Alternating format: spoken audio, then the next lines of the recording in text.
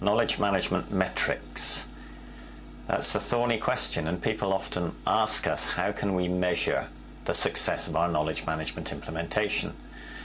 And there are 4 metrics that you can use. These are a metric of the completeness of your knowledge management system, a measurement of compliance to knowledge management expectations, an activity measure, and an output measure. Let me talk you through those one by one. Firstly, the measure of the completeness of your knowledge management system. We know that knowledge management is a mix, a holistic blend of people, process, technology, and governance. You need a certain number of roles in place. You need a certain core toolkit of technologies in place. You need a certain number of processes in place for learning before, during, and after your activity. And then you need the requisite components of a governance system in place. Now you can measure how complete that knowledge management system is, and that's what we do in our assessment, our Knoco assessment. We measure how complete you are, and we benchmark your completeness against your peer group. So obviously that's a simple metric. How complete is your knowledge management system? Now once it is complete and once it's deployed, you deploy a certain set of expectations for knowledge management, and you can assess how people comply with those expectations. Imagine the expectation is that every project should have a knowledge management plan. Every project would start with a number of peer assists, and every project would end with a retrospect.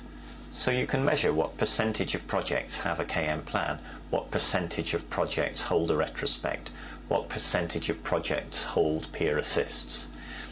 So that's a compliance measure. You have certain expectations for knowledge management. How are people complying?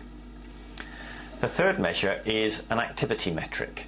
So you're looking at the knowledge management activity that goes on. How many questions are being asked in the community forums? How many lessons are being submitted from the various departments to the corporate lessons database? How many attendees are turning up at the knowledge management training events, for example? These are all measures of knowledge management activity. But the fourth and most important metric really is an output measure, which is to measure what difference does this make. Now we know that knowledge management is aimed at decision support. It's aimed at giving people the right knowledge to make the right decisions, to deliver the right results. We know that knowledge management is a major component in delivering continuous performance improvement. Therefore, our fourth metric is to measure, are we continuously improving performance? If we are, then we can assert that knowledge management has a place in that. Now we can't prove it, but we can assert it. If you're not continuously improving performance, then something's going wrong. Let me give you an example. In 2003, we were working with a company, and they came to us and said that their major performance metric, which was the unit cost of production, which had been falling for a number of years, was now beginning to rise. We had a look at the activity metrics for their knowledge management system, and sure enough we found that the number of lessons submitted to the database had dropped off, attendance at the knowledge management training courses had reduced, and the number of questions going through their community forum had dramatically dropped off.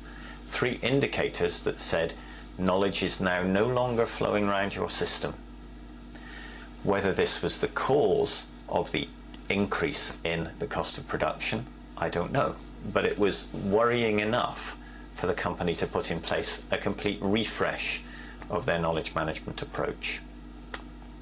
So those are your 4 metrics: measuring the completeness of your system through assessment, measuring compliance with the knowledge management expectation, measuring activity, and then measuring output. All 4 of those are robust metrics that you can use for your knowledge management implementation, but of course the most important one is the last one, which is a measurement of how much difference does knowledge management make.